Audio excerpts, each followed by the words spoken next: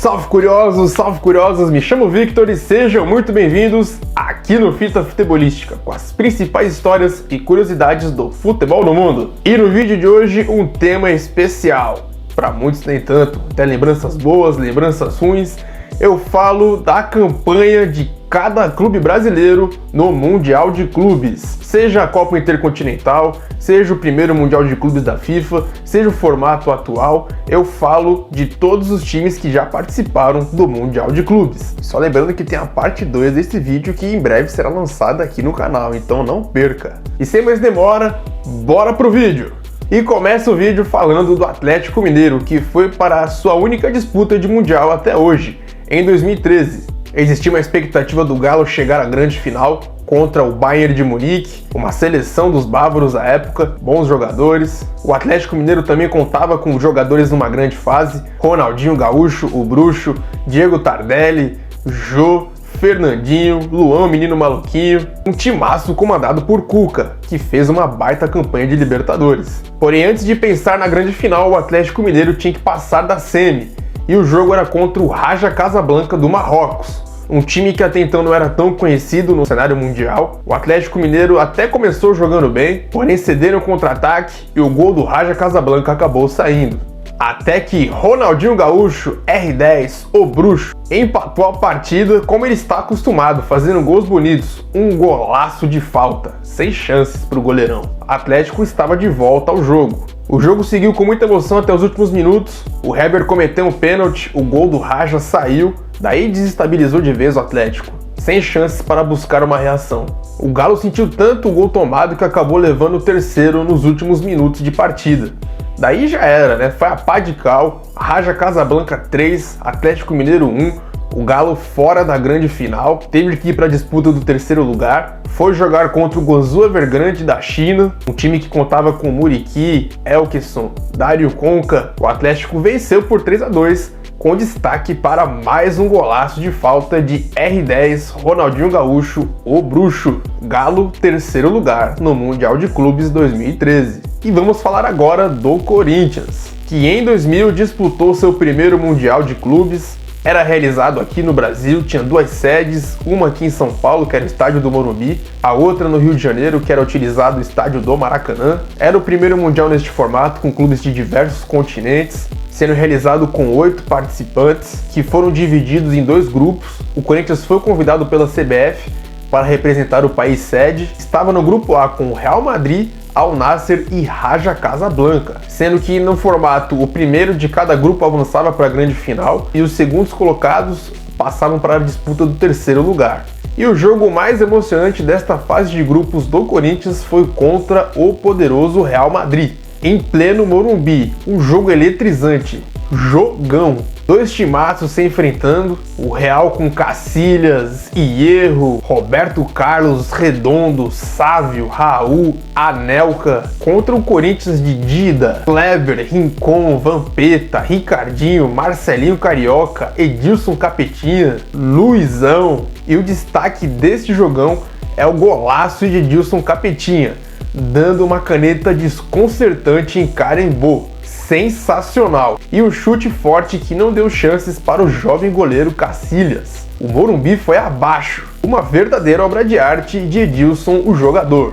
E nos últimos minutos o Real Madrid teve um pênalti a favor, o Dida defendeu a cobrança do Anelka, ele quase fez o terceiro dele no jogo, daí terminou empatado, Real Madrid 2, Corinthians 2.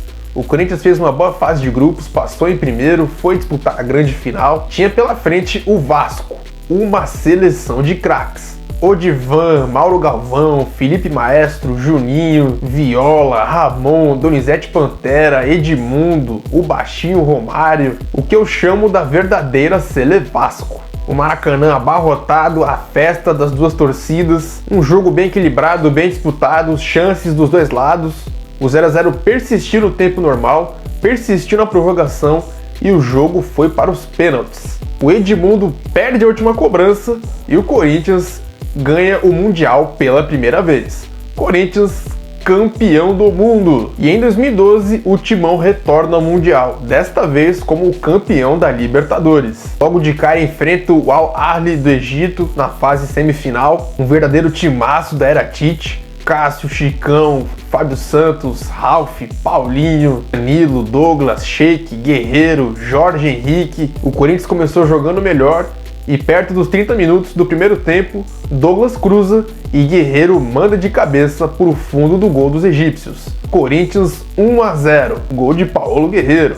Gol este que foi o gol da classificação, o gol que garantiu o Corinthians na grande final contra o poderoso Chelsea. De Cech, Ashley Cole, Ramires, Lampard, Hazard, Fernando Torres, contava também com Oscar. O time do Parque São Jorge até que começou melhor, teve mais chances do que o time londrino, teve uma grande defesa do Cássio no belo chute de Moses, a defesa inesquecível, até dizem que é a maior defesa da história da carreira do Cássio. A bola vai no canto e ele espalma para fora.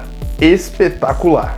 O Chelsea passou a pressionar mais, Cássio foi fazendo grandes defesas ao longo do jogo, daí o jogo no segundo tempo ficou mais equilibrado, Cássio continuou fazendo mais defesas, até que na metade da segunda etapa a bola rebateu na área do Chelsea, subiu e Guerreiro fez o gol do título de cabeça. Um gol que levou toda a fiel torcida abaixo. Um gol muito comemorado, o gol do título mundial do Corinthians. E tá aí, Corinthians bicampeão mundial. Aliás, o último sul-americano campeão do mundo. E o time que fala agora é o Cruzeiro. O Cruzeiro que teve duas experiências no Mundial de Clubes. A primeira foi em 1976, contra um time que era a base da seleção alemã, que era o Bayern de Munique, base da seleção campeã da Copa de 74, com Sepp Maier, Franz Beckenbauer, Karl-Heinz Rummenigge e Gerd Müller, o grande artilheiro. O time celeste também vinha forte, representando muito bem a América do Sul, havia conquistado sua primeira Libertadores, contava com o timaço, tendo no gol Raul Plasman, contava também com Piazza, Jairzinho, furacão da Copa, Nelinho, Zé Carlos, Joãozinho, Palhinha e Dirceu Lopes. E debaixo de neve, o Cruzeiro foi pressionado pelos bávaros. O jogo da ida foi no Estádio Olímpico de Munique. O formato do Mundial nesta época era assim, jogos de ida e volta. O time alemão saiu na frente com o gol do artilheiro Gerd Müller e Kasperman ampliou para o Bayern, aumentou a vantagem alemã e o jogo terminou 2-0. Clima favorável para o Bayern, jogando em casa com a sua torcida. A neve também atrapalhou bastante os jogadores do Brasil. E no jogo da volta, no Mineirão, abarrotado de cruzeirenses, o Cabuloso até que tentou furar a defesa do Bayern, pressionou o time alemão na maior parte do tempo, porém acabou não conseguindo fazer gols. O jogo terminou 0-0 e o Bayern de Munique foi o campeão mundial pela primeira vez em pleno Mineirão. É, meus amigos, já não é de hoje que brasileiro sofre com o alemão no Mineirão, né? E em 1997, 21 anos depois, o Cruzeiro faturou o bi da Libertadores, foi para o Japão disputar pela segunda vez o Mundial de Clubes e tinha pela frente o Borussia Dortmund na grande final. Não tinha mais o sistema de ida e volta, era jogo único em Tóquio, sendo que o Cruzeiro teve a brilhante ideia de desmantelar o time campeão da América. Olha só que loucura! Com a saída do técnico Paulo Autuori para a chegada de Nelsinho Batista, ainda trouxe 4 jogadores para disputar apenas o jogo da final, sendo eles o Gonçalves, Bebeto, Donizete Pantera e o Alberto Valentim, que ficou conhecido historicamente como o Cruzeiro de Aluguel. Que brilhante ideia, né? Ao invés de colocar os campeões da Libertadores para jogar, tentar manter o técnico a qualquer custo, não. Faz uma troca desnecessária, convoca jogadores para um único jogo, não pensa no entrosamento, não pensa em nada, tipo, dane-se. Deu no que deu, né? O jogo até começou equilibrado, com chances para os dois lados, até que aos 35 do primeiro tempo, Zorc abriu o placar num cruzamento vindo da direita. No segundo tempo, o Cruzeiro até buscou o empate, porém o Borussia encaminhou o título com gol de Heinrich. Um cruzamento vindo da direita, Borussia 2, Cruzeiro 0. Borussia 2-0 no Cruzeiro e título mundial conquistado. E o Cruzeiro conseguiu perder 2 títulos mundiais para os rivais da Alemanha. Que azar, hein? Vai jogar o Mundial contra o Bayern, perde. Contra o Borussia, acaba sendo da mesma forma trágica, perde também. Difícil a vida do Cruzeiro quando se trata de Alemanha Mundial, hein? Complicado. E partindo agora para o Flamengo, que tem 3 campanhas no Mundial de Clubes. A primeira, e a mais lembrada por todos e mais vencedora, é a de 1981. O timaço da consagrada era Zico, que vinha de uma sequência grande de títulos, Brasileirão, a tão sonhada Libertadores. foi em busca do inédito Mundial de Clubes para a nação rubro-negra, foi para o Japão com a difícil missão de enfrentar o Liverpool, que naquela época estava conquistando tudo na Europa. O Liverpool de Kenny Dalglish, que estava fazendo história no futebol europeu. Porém, o rubro-negro amassou os Reds logo no primeiro tempo. Zico deu um lançamento espetacular para Nunes abrir o placar. Até essa altura do jogo, o Flamengo já estava colocando o Liverpool na roda. O galinho Zico também participa do segundo gol. Ele bate uma falta, o goleiro dá o rebote e Adílio manda pro fundo das redes. E antes de acabar a primeira etapa, Zico participa de mais uma jogada de gol. Com um belo passe para Nunes, marcar o segundo dele no jogo e o terceiro do Flamengo ainda no primeiro tempo. Goleada, passeio do Megão para cima dos ingleses, Liverpool 0, Flamengo 3. Assim acabou o jogo, o Flamengo só cadenciou no segundo tempo. Zico acabou com a partida e o Flamengo se consagrou pela primeira vez campeão mundial, título mais do que merecido para a nação rubro-negra. E as outras duas campanhas do Flamengo foram recentes. Fala agora da de 2019. Depois de muitos anos, o Flamengo volta à disputa do título mundial, venceu a Libertadores de forma incrível, com um timaço comandado pelo JJ, Jorge Jesus, um excelente time, um novo formato de disputa do Mundial e logo de cara a semifinal contra o Al Hilal da Arábia Saudita. Existia uma grande expectativa do Flamengo chegar à grande final. O Al Hilal sai na frente com um gol de Aldozari. Calma que mais pra frente eu vou falar dele aqui no vídeo. Daí o Flamengo empata com a Arrascaeta, vira com Bruno Henrique e amplia com um gol contra. Flamengo 3-1 e vaga garantida na final contra o Liverpool. Clima de revanche no ar, Liverpool e Flamengo, a reedição de 1981, toda a nostalgia da torcida do Flamengo em relação à primeira final que ocorreu, houve o passeio de 3-0, desta vez seria um jogo bem mais difícil, um jogo mais truncado, expectativas a mil para os dois lados, Firmino, Salah e Sadio Mané de um lado, Arrascaeta, Bruno Henrique e Gabigol do outro. E que jogo tenso. O BH deu trabalho para a defesa do Liverpool, jogou muito. O Firmino do lado dos Reds infernizou a defesa do Flamengo. O Flamengo jogou de igual para igual com o Liverpool. O 0-0 se manteve, o jogo foi para prorrogação e no lançamento de Henderson em contra-ataque, Mané dominou, tocou para Firmino, que limpou a defesa do Flamengo e mandou para o fundo do gol. Gol este que foi o do título do Liverpool, um título inédito, primeira conquista dos Reds no Mundial, campeão inédito e vingança selada. Liverpool finalmente conquistou seu Mundial de Clubes. E em 2022 o Flamengo voltou ao Mundial de Clubes pela terceira vez, venceu a Libertadores de forma incrível com o Dorival Júnior, o elenco parcialmente reformulado comparado ao de 2019. Houve a polêmica troca de Dorival Júnior por Vitor Pereira às vésperas do Mundial de Clubes. Isso gerou uma grande confusão. Fora que bem antes o Flamengo, quando se sagrou campeão da Liberta, fez uma provocação com o Marcos Braz, na qual ele canta Real Madrid pode esperar, a sua hora vai chegar, e isso acabou pegando mal pra caramba, toda essa euforia antes do Mundial, muitos até consideraram uma soberba do lado do Flamengo, outros uma grande zoeira do futebol. De certa forma isso não teve um final feliz pro Flamengo. Mais uma vez teve que enfrentar o Al Hilal na semifinal e o time saudita saiu na frente logo no começo do jogo com Aldozari. Eu avisei que ele voltaria no vídeo. O Pedro empatou pro Fla, o Mateuzinho deu um belo passe, ele deu uma chapada cruzada no canto do goleiro, põe o Flamengo de volta no jogo. E antes de acabar o primeiro tempo, houve mais um pênalti ao favor do Al Hilal. O Gerson acabou sendo expulso e isso deu uma bagunçada no time do Flamengo durante a partida. E o Aldozari fez mais um gol para o Al Hilal, colocou o time saudita em vantagem novamente. O carrasco do time rubro-negro, Aldozari. Tanto que no segundo tempo o Al Hilal amplia o placar para 3-1, num belo chute de Vieto, sem chances para o goleiro Santos, um golaço. Aliás, Marega, Aldozari e Vieto acabaram com a partida, não deram chances para o Flamengo. O Fla até reagiu com o Pedro, porém já era tarde demais. Al Hilal 3, Flamengo 2, o time saudita se classifica para a grande final contra o Real Madrid. Só resta ao Flamengo disputar o terceiro lugar. Foi a pior campanha do Flamengo em Mundial de Clubes. O time deu adeus ao sonho do bicampeonato mundial. E no terceiro lugar o Flamengo jogou contra o Al Ahly e venceu por 4-2. Gabigol e Pedro resolveram a parada para o Flamengo. Mengão teve que se contentar com apenas o terceiro lugar. Falei do Fla, agora eu falo do Flu. Sim, o Fluminense vai para o Mundial de Clubes este ano.